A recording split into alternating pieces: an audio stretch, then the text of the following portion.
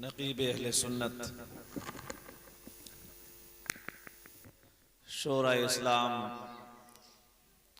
हाज़रीन बज़्म अस्सलामु अलैकुम व रहमतुल्लाहि तआला व बरकातुहू। अल्हम्दुलिल्लाह रब्बिल आलमीन वल आक़िबतु लिल मुत्तक़ीन वस्सलातु वस्सलामु अला सय्यिदिल अंबिया'i वल मुरसलीन व अला आलिहि व अस्हाबिहि अजमईन अम्मा बाद। फ़अऊज़ु बिल्लाहि मिनश शैतानिर रजीम बिस्मिल्लाहिर रहमानिर रहीम।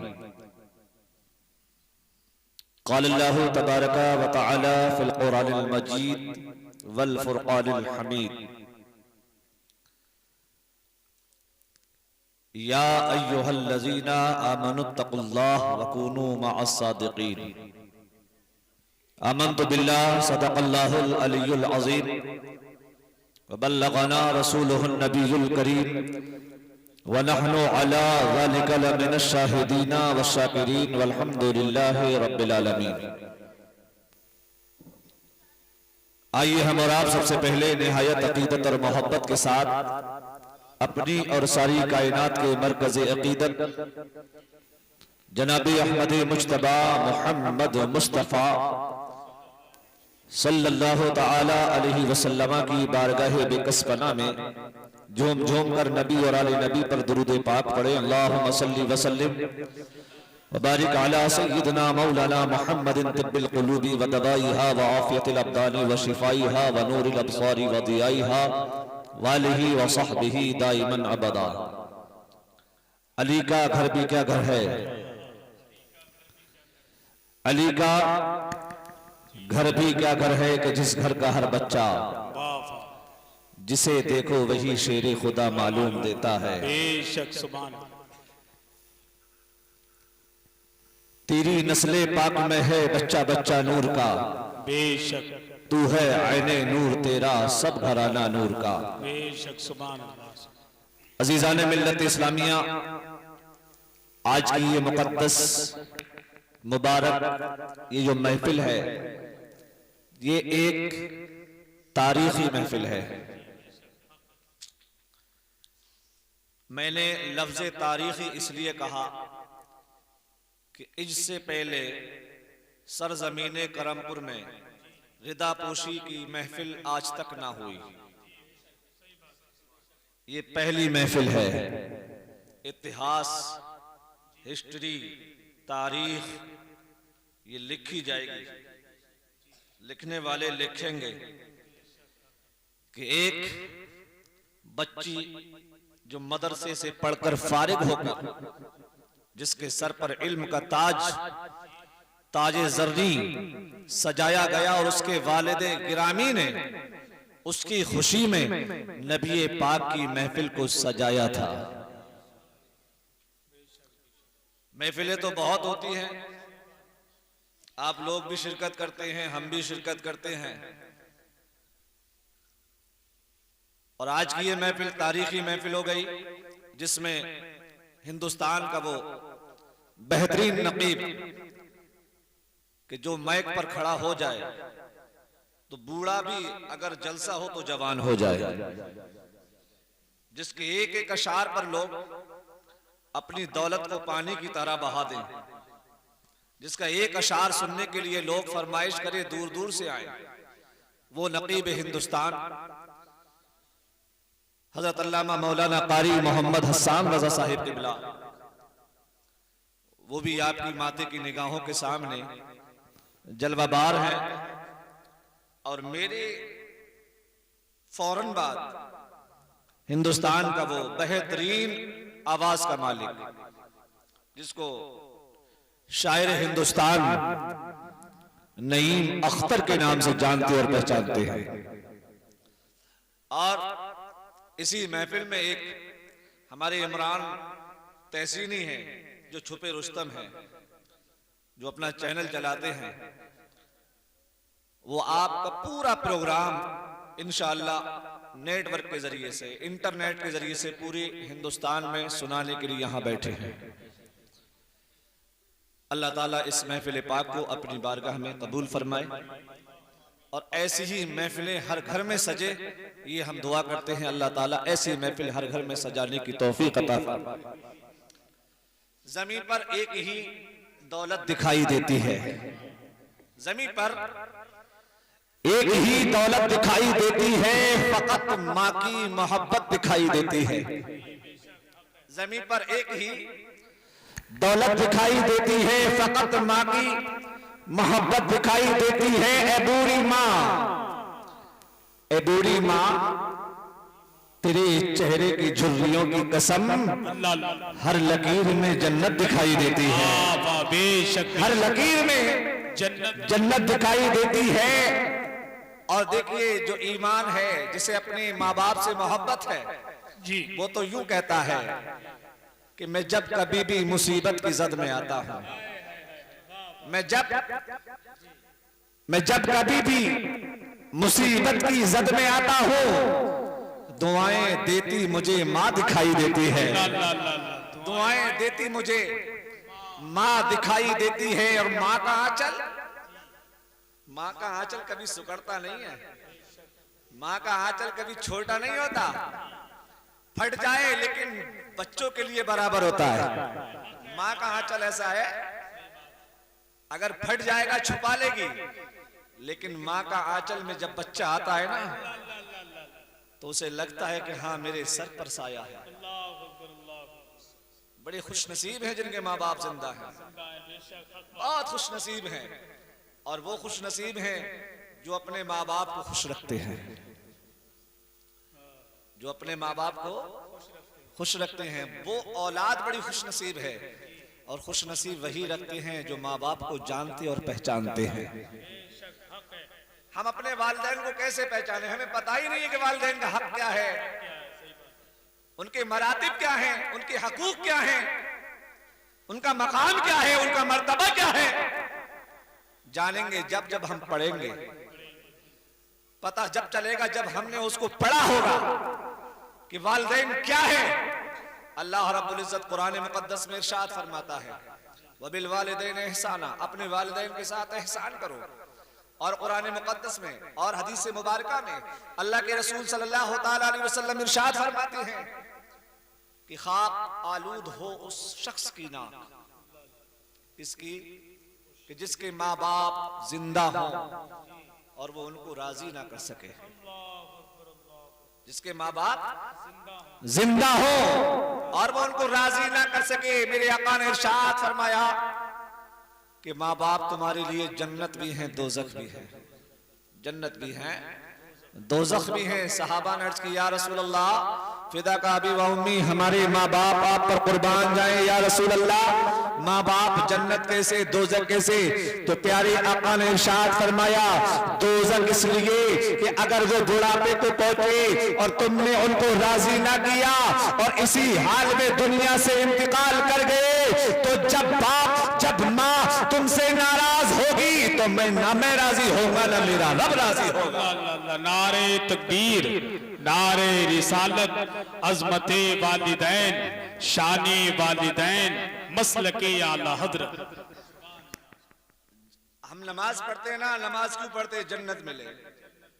ज़कात देते जन्नत मिले, हाजी हज करता है जन्नत मिले, गाजी जिहाद करता है जन्नत मिले, सखी सखावत करता है जन्नत मिले। रात दिन इबादत करो, रब से दुआ करते, मौला हमारे गुनाह माफ फरमा दे, हमारी खताओं को माफ फरमा दे। कुरान पढ़कर दुआ करते, मौला हमारे गुनाह माफ कर दे, जन्नत अता फरमा दे। लेकिन रब ने जन्नत रखी कहाँ है?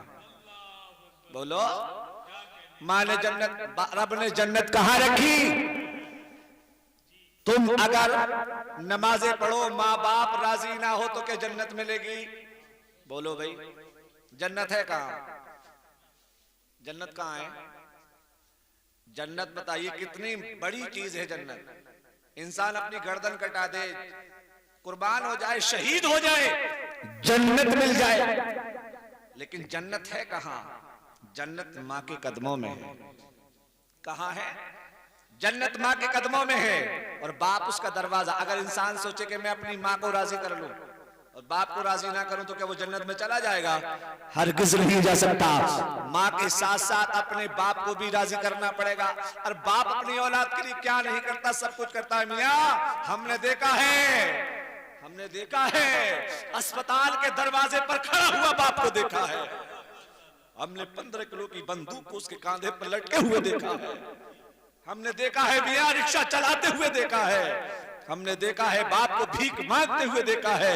हमने देखा है मई जून की गर्मी में पत्थर तोड़ते हुए हमने गरीब बाप को देखा है। हमने पूछा, ए बूढ़े बाप, तू मई जून की गर्मी में क्या तुझे गर्मी नहीं लगती है? क्या तुझे धूप नहीं लगती? वो बाप कहता है भैया मुझे गर्मी लगती है, मुझे धूप भी लगती है, लेकिन जब छोटे छोटे बच्चों की भूख और प्यास याद आती है तो अपनी धूप को भूल जाता हूं। ये माँ बाप है जो खुद धूप में रहकर अपने बच्चों के साए का इंतजाम करते हैं। ये माँ बाप है जो चौकीदारी करते हुए नजर आते हैं। ये माँ बाप है रात और दिन मेहनत और मशक्कत करके तुम्हारे मुस्तकबिल को रोशन करने के लिए, तुम्हारे फ्यूचर को रोशन करने के लिए, तुम्हें अच्छा खिलाने के लिए अपनी जिंदगी को जो है फना कर देते हैं। कहीं ऐसा ना हो कि मेरे बच्चों का फ्यूचर जो है कहीं अंधेरे में ना चला जाए। हर वक्त तुम्हारे बारे में सोचते रहते हैं। मियाँ कभी तुमने भी सोचा कि जब बाप बूढ़ा हो जाए, माँ बूढ़ी हो जाए, तो हमें अपने वालिदैन के लिए क्या करना चाहिए? मैं ये बात इतनी महफिल को नहीं सुना रहा हूं, इस माइक के जरिए से मेरी आवाज बहुत दूर तक जा रही है और मैं ये तसव्वुर कर रहा हूं कि जहां तक मेरी आवाज पहुंचे, याद करे उस जमाने को, याद करे कि जब तुम्हारे माँ बाप गरीब थे, गुर्बत का जमाना था, तुम छोटे छोटे बच्चे थे, बाप मेहनत और मजदूरी करके रातों को खेत पर जाकर मेहनत और मजदूरी करके तुम्हारे लिए करता था। आज अल्लाह ने तुम्हें रुपया पैसा दे दिया, आज तुम्हारे पास अच्छा मकान हो गया, आज तुम्हारे पास बैंक बैलेंस हो गया, आज तुम्हारे पास जो है इज्जत आ गई, आज तुम्हारे पास जो है बहुत सारा जर आ गया, पैसा आ गया, आज तुम्हारी शादी हो गई। वही माँ बाप बूढ़े हो गए, तुमने दरवाजे के करीब एक कमरा बनवा दिया और अपने बूढ़े माँ बाप को दरवाजे के करीब उस कमरे के अंदर तुमने अपने बूढ़े और माँ बाप को छोड़ दिया है और अपने बच्चों के साथ, अपनी बीवी के साथ तुम अपने अंदर वाले कमरे में बड़े खुश नजर आ रहे हो, टीवी में मगन नजर आ रहे हो। कभी याद किया था कि मेरे बूढ़े बाप को रात को खांसी उठेगी या कोई तकलीफ होगी तो उनकी परेशानी को सुनने वाला कौन है? क्या उनके अरमान नहीं होंगे कि आज मेरा बेटा होता, मुझसे पूछता? आज जवानी के अंदर तो बाप ने सब कुछ किया था, आज जरूरत है तुम्हारे बूढ़े माँ बाप को, आज तुम्हारी जरूरत है। आज पूछो जब घर में दाखिल हो, अगर दरवाजे पर तुम्हारे माँ बाप है तो सबसे पहले अल्लाह को राजी करने का सामान दरवाजे के पास तुम्हें नजर आएगा। सबसे पहले अपने वालिदैन के पास आओ, सलाम करो, कहो ए मेरे वालिदे गिराई, कोई परेशानी हो तो बताओ, फिर अपने घर में जाओ। इंशाअल्लाह जब तुम अपने माँ बाप को राजी करके घर में जाओगे तो अल्लाह ताला तुमको नेकियां ही नेकियां अता फरमाएगा और हर परेशानी को तुम्हारी दूर फरमा देगा। अजीजा ने मिल्लत इस्लामिया, मैंने तो देखा है ऐसे ऐसे लोग भी हैं कि अपने माँ बाप से छुपा छुपा कर खाते हैं, छुपा छुपा कर पन्नी में ले आए, कहीं ऐसा ना हो कि बूढ़ी माँ ना देख ले, कहीं बाप ना देख ले, और बीबी के हाथ में लाकर दे दिया, ले। अब बीबी खुश, कैसे निकलता है वो हलक से नीचे, कैसे जाता है वो पेट में। वो माँ जिसने एक रोटी थी तुम्हें खिलाई, खुद भूखी रह गई। बच्चे पूछते माँ तू भी खा ले, तो माँ ने मुस्कुराकर कहा 3 दिन की भूखी है, लेकिन मुस्कुराकर कहती है बेटा मुझे भूख नहीं है, मुझे भूख नहीं है। एक वो माँ भी थी जो अपनी भूख को छुपाकर तुझे खिलाती थी, और आज तेरे पास पैसा हो गया। आप ये ना समझे कि मैं आपको सुना रहा हूं, मेरी आवाज बहुत दूर तक जा रही है। सरकार गौसे आजम रदी अल्लाह तआला अन्हु है, सरकार गौसे आजम रदी अल्लाह तआला अन्हु की वालिदा का मकाम देखो, सरकार गौसे आजम रदी अल्लाह तआला अन्हु का मकाम देखो। सरकार गौसे आजम रदी अल्लाह तआला अन्हु ने अपनी वालिदा को किस तरह से राजी फरमाया था। हज़रात आप जानते थे कि माँ राजी होगी तो अल्लाह राजी होगा। जब माँ बाप राजी हैं तो अल्लाह और उसका रसूल राजी है। मेरे अजीजों, अच्छे मकान बना लेना कामयाबी नहीं है, अच्छा खा लेना, अच्छा पहन लेना कामयाबी नहीं है। कामयाब वो इंसान है जीते जी मरने से पहले जिसने अपने वालिदैन को राजी कर लिया, जिसने अपने वालिदैन को राजी कर। अच्छा ये बताओ, कोई अजमेर शरीफ चला जाए, घर में माँ बाप नाराज हों तो क्या गरीब नवाज राजी होंगे? बोलिए, क्या आला हजरत राजी होंगे? अरे ये छोटे छोटे बुजुर्ग राजी नहीं होंगे तो क्या अल्लाह का नबी, अल्लाह का रसूल राजी होगा?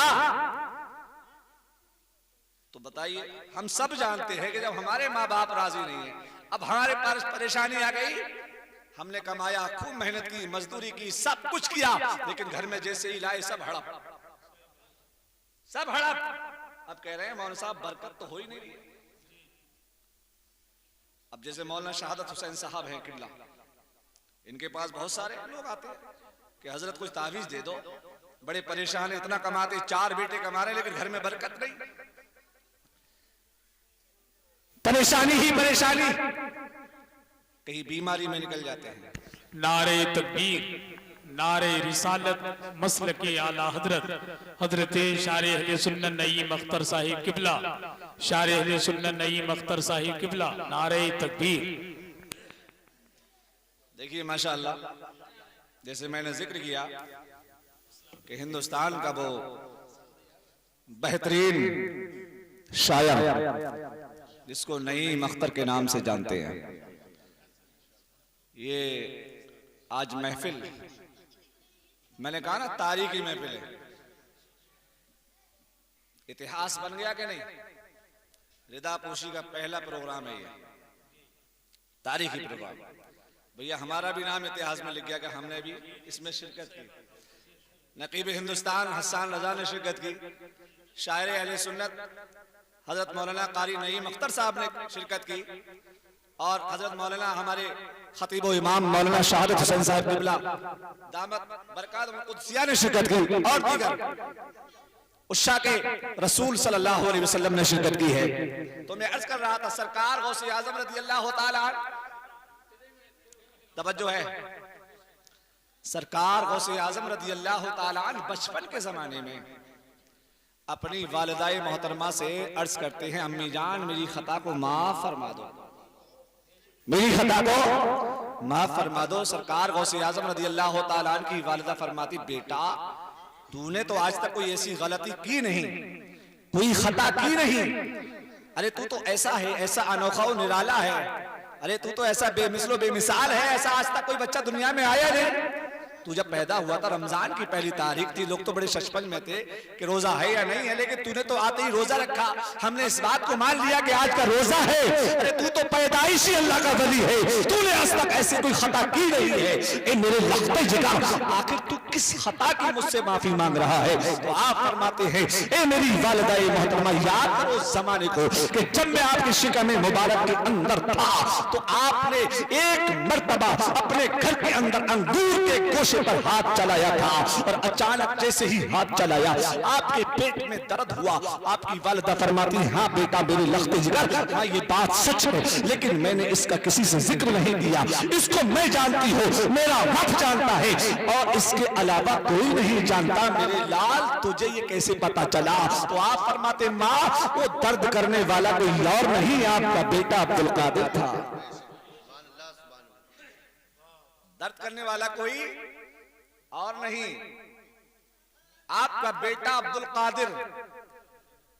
हदीस पाक में आया है कि अगर बच्चा पैदा होने के बाद इंतकाल कर जाए, चाहे एक ही सांस ली हो, एक ही सांस बच्चे ने ली हो, उसकी भी नमाज जनाजा होगी, उसको भी कफन दिया जाएगा, उसका भी नाम रखा जाएगा, और कयामत के दिन अल्लाह ताला उससे हिसाब भी लेगा।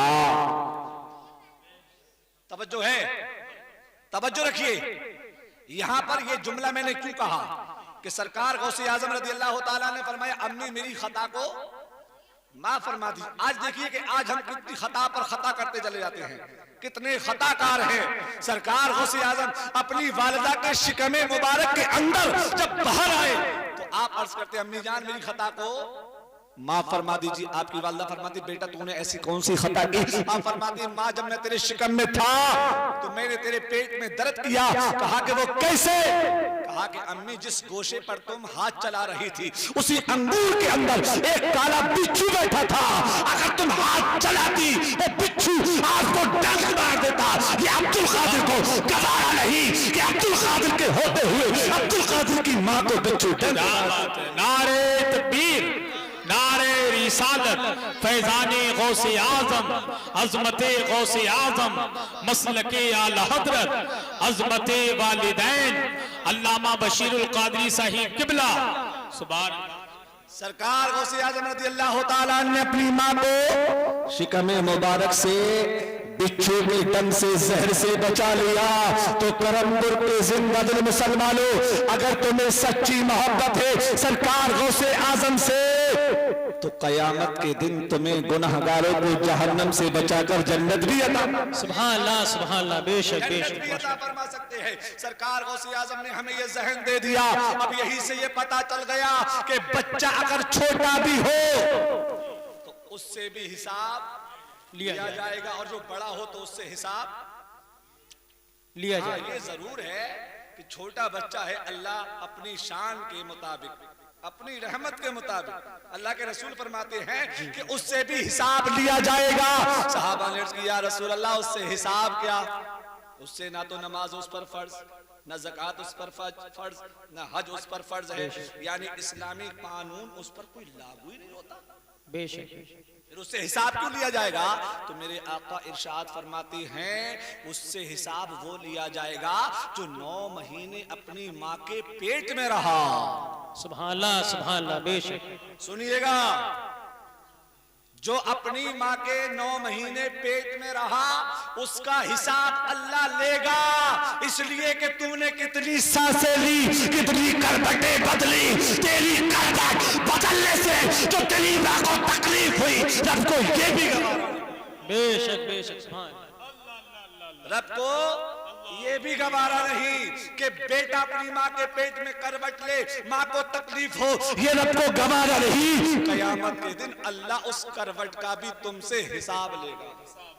बेशक बेशक। मुझे बताओ, जो होशो हवास में हो, जो सब कुछ जानता हो और अपने माँ बाप को सताता हो, तो क्या उससे हिसाब नहीं दिया जाएगा? बोलो, उससे हिसाब लिया जाएगा कि नहीं?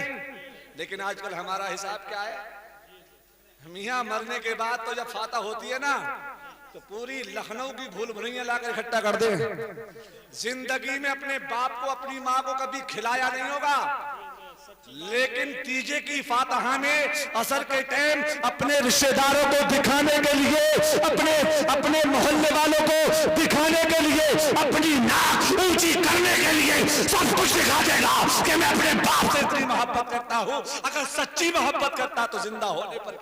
बेशक बेशक, वाह, सुभान अल्लाह, सुभान अल्लाह। तब कहाँ गया? तुझे ध्यान नहीं था मेरे बाप के दांत नहीं है तो मैं जाकर रबड़ी खिला दूं?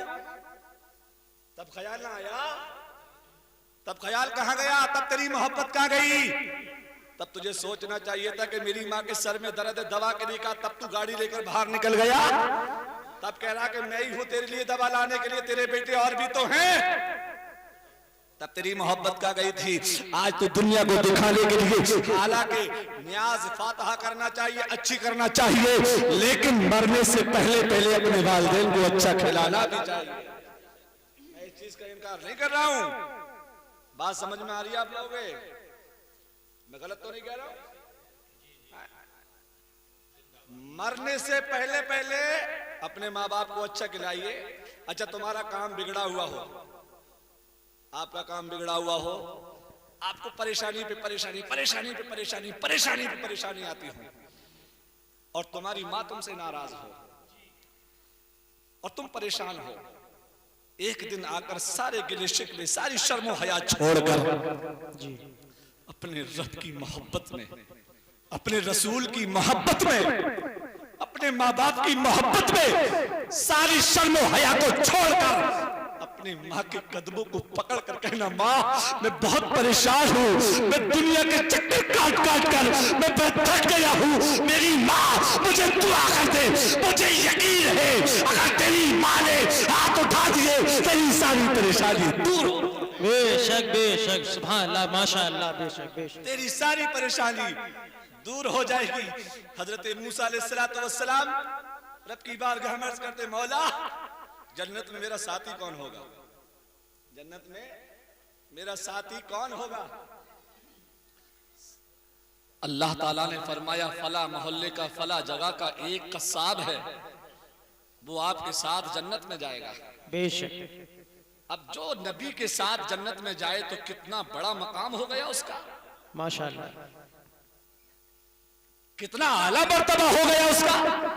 तो एक इश्तियाक पैदा होता है, इंसान थोड़ा मुतमन्नी हो जाता है देखने के लिए, यार मैं देखूं तो सही बेशक, कि ये मेरे साथ जन्नत में जाएगा, इसका कौन सा ऐसा अमल है, कौन सा फैल है, कितनी नमाजें पढ़ता है, कितने सदका खैरात करता है, ऐसा कौन सा अमल है, उस अमल को तो देखूं कि जिसकी वजह से पैगंबर के साथ ही जन्नत में जाएगा। सुभान अल्लाह, सुभान अल्लाह, बेशक। अल्लाह अकबर। हजरत मूसा अलैहिस्सलाम ने रब की बारगाह में अर्ज़ की, मौला मैं उसे देखना चाहता हूं, मैं उसे देखना चाहता हूं। रब ने फरमाया, देखना चाहते हो, देखोगे? बोले हाँ। बोले चले जाओ फला मकाम पर, फला बस्ती में दुकान पर गोश्त बेच रहा है, जाकर देख लो, मेरे महबूब बंदे को देख लो। अल्लाह अकबर। जिसको रब अपना महबूब कह दे, सुभान अल्लाह, वो कितना अनोखा और निराला होगा, वो कितना आला मकाम होगा।